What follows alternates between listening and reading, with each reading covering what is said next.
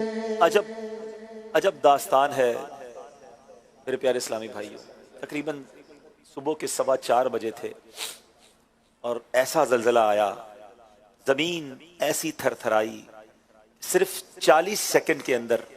आप सोचें ये वो वक्त होता है कि हर बंदा अपने घर में ही होता है और तुर्की के तकरीबन 10 शहर, सीरिया के, शाम के कई शहरों में, लबनान और जॉर्डन में, ये पूरे खित्ते में एक ऐसा ज़लज़ला आया जिसने सब कुछ हिला कर रख दिया, तबाह व बर्बाद कर दिया। ज़लज़ले पर तो मैं वहाँ के हालात पर तो बात करूँगा, मगर जो मैंने वहाँ जाके सीखा, जो मैंने महसूस किया कि 40 सेकंड पहले जो घर वाला था, 40 सेकंड पहले जो माल वाला था, 40 सेकंड पहले जो सेहतमंद था, 40 सेकंड पहले जो जिंदा था, कई घर वाले इन 40 सेकंड के बाद बेघर हो गए। लाखों लाख मुसलमान बेघर हो गए। कई लोग दुनिया से चले गए विद इन 40 सेकंड्स। कई लोग जख्मी हो गए, आज अस्पतालों में पड़े हैं। और कई लोग जो मालदार थे, ज़कात अदा करते होंगे, उनमें से लाखों लोग इस वक्त ज़कात लेने वाले बन गए। ये है 40 सेकंड।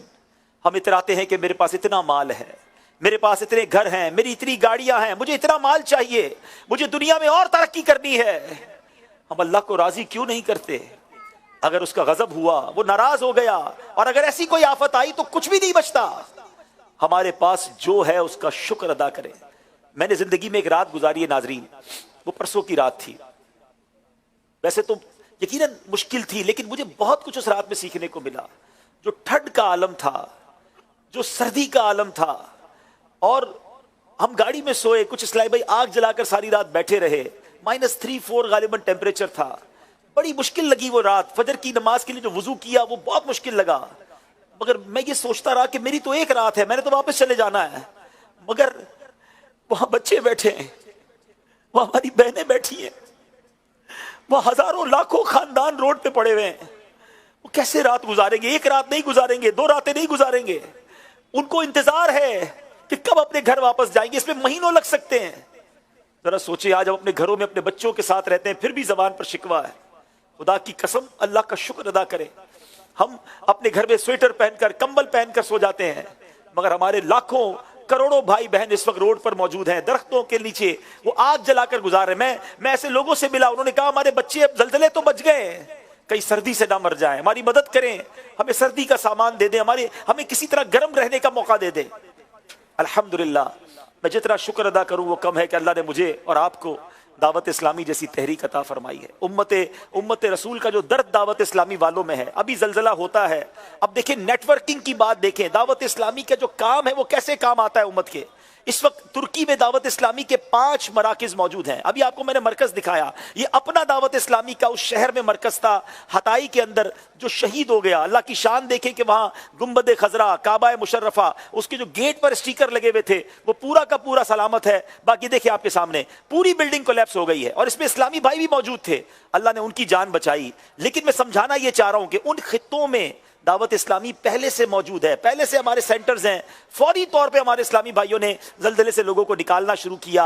अब इमदाद के काम शुरू हो गए हैं। अल्हम्दुलिल्लाह, करोड़ों रुपए की जो चीज़ें हैं हमने पाकिस्तान में ऑर्डर कर दी हैं। तुर्किश गवर्नमेंट से हमने राब्ता कर लिया है, हम इंशाल्लाह पाकिस्तान से भी सामान भेजेंगे।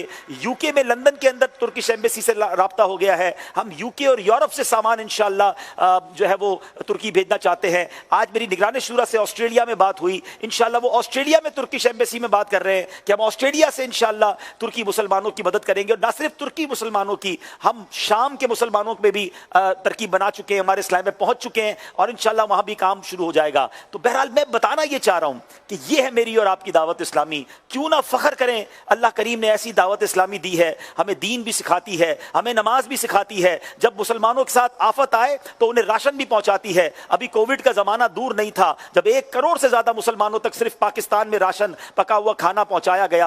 अभी हम सैलाब ज़दगान को भूले नहीं हैं। रोजाना की बुनियाद पर सैलाब ज़दगान का काम सिंध में जारी है, अरबों रुपए की इमदाद कर चुके हैं, वो काम भी जारी है। मगर ये भी हमारे भाई हैं, और जो मैं समझता हूं कि ये इस सदी के बड़े हादसों में से एक हादसा है। अगले कुछ दिनों में आपको पता चलेगा कि अमवात की تعداد کتنی بڑھ جائے گی اللہ نہ کرے، کیونکہ صرف ہتائی میں مجھے بتایا گیا اس شہر میں کہ 1 لاکھ کے قریب مسلمان اس وقت بھی ملبے میں دبے ہوئے ہیں، اور اب 5واں دن لگ گیا ہے، اب بچت کی امید بہت کم ہے، یہ جو انتقال کی خبریں ہیں یہ بہت زیادہ بڑھ سکتی ہیں۔ اللہ پاک اپنا کرم فرمائے، رحم فرمائے، ہم سب پر بھی رحم فرمائے، ہم سب کی جان و مال، عزت و آبرو، آل اور اولاد کی حفاظت فرمائے۔ روزانہ میں تو یقین کریں اس 40 سیکنڈ کو سنتا رہا اور سوچتا رہا کہ کسی دن ہم بھی سوئیں گے اور پتہ نہیں صبح اٹھیں گے کہ نہیں اٹھیں گے۔ وہ شعر بچپن میں سنا تو تھا کہ سونے والے رب کو سجدہ کر کے سو، کیا خبر اٹھے نہ اٹھے صبح کو۔ یہ سارے لوگ سوئے ہوئے تھے اور ان میں سے لاکھوں سوتے سوتے ہی دنیا سے یا تو چلے گئے یا بے گھر ہو گئے۔ تو اے میرے پیارے اسلامی بھائیوں، روزانہ رات توبہ کر کے سوئیے، روزانہ ایسے جیے کہ آج بھی مر سکتا ہوں تو اللہ کی رضا والے کام کریں، گناہوں والی زندگی کو چھوڑ دیں۔ اور میں یہاں پوری دنیا کے مسلمانوں سے اپیل کروں گا کہ دعوت اسلامی کا ساتھ دیں۔ دعوت اسلامی کمال کی آرگنائزیشن ہے، فلاحی کاموں میں بھی آگے ہے، دینی کاموں میں بھی آگے ہے، ہمیں گناہوں کے امراض سے بھی بچاتی ہے، ہمیں جسمانی امراض سے، چاہے وہ مدری ہیلتھ کیئر سینٹر ہو، چاہے تھیلیسیمیا کے مریضوں کے لیے بلڈ دینا ہو، اس سے بھی بچاتی ہے، شیطان کی آفتوں سے بھی بچاتی ہے، اور زمینی اور آسمانی آفتیں آ جائیں تو اس میں بھی دعوت اسلامی والے پیش ہوتے ہیں۔ تو کیوں نہ اپنا ڈونیشن، کیوں نہ اپنی زکوٰۃ، کیوں نہ اپنے صدقات ہم اپنی دعوت اسلامی کو دیں۔ میرے پیارے اسلامی بھائیوں، دعوت اسلامی کا اس بار آپ نے اپنی زکوٰۃ میں، اپنے ڈونیشنز میں، اپنے صدقات میں ساتھ دینا ہے، اور اس اجازت کے ساتھ دینا ہے کہ دعوت اسلامی چاہے دینی کاموں میں استعمال کرے، فلاحی کاموں میں استعمال کرے، اصلاحی کاموں میں، روحانی، یہ سارے کاموں کی اجازت ہو، تاکہ دعوت اسلامی کو جب موقع جہاں ملے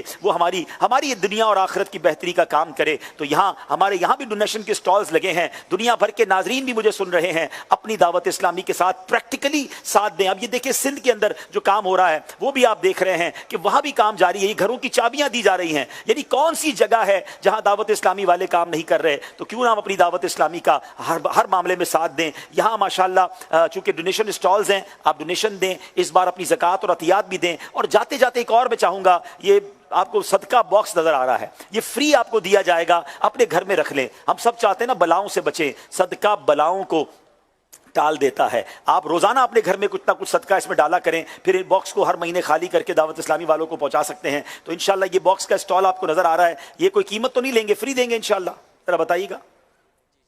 جی بالکل انشاءاللہ عز و جل فری دیں گے۔ جی جاتے جاتے یہ لیتے جائیے گا۔ بہرحال میری بس یہی گزارش تھی کہ دعوت اسلامی پر فخر کیجئے، دعوت اسلامی کی قدر کیجئے، دعوت اسلامی کے ساتھی بن جائیے، اور اپنی دعوت اسلامی کو اس بار اپنے ڈونیشن میں، اپنی زکوٰۃ، اپنا صدقہ، اپنے فطرے میں یاد رکھیے۔ یہ امت کو بھولنے والی تحریک نہیں ہے، یہ امت کی خیر خواہ تحریک ہے، اور اللہ سے التجا بھی یہی ہے، اللہ ہمیں اسی دینی ماحول پر استقامت عطا فرمائے، اور اسی پر ایمان اور عافیت کے ساتھ مدینے میں موت بھی عطا فرمائے۔ الحمدللہ، صلو علی الحبیب صلی اللہ تعالی علی محمد صلی اللہ علیہ وسلم۔ ایک کال لیتے ہیں، جی کال دیجیے گا۔ ماشاءاللہ عبدالحبیب بھائی، کیا بات ہے، اللہ تعالیٰ نے آپ کو خوب نوازا ہے، مرشد کی نگاہ ہے، اللہ تعالیٰ مزید آپ کو عزتیں، کامیابیاں، کامرانی عطا فرمائے۔ تو یقین جانے کہ آپ نے تو ایک بہت بڑا ہمیں سرپرائز دیا، اور وہ ترکی جا کر آپ نے دکھا دیا۔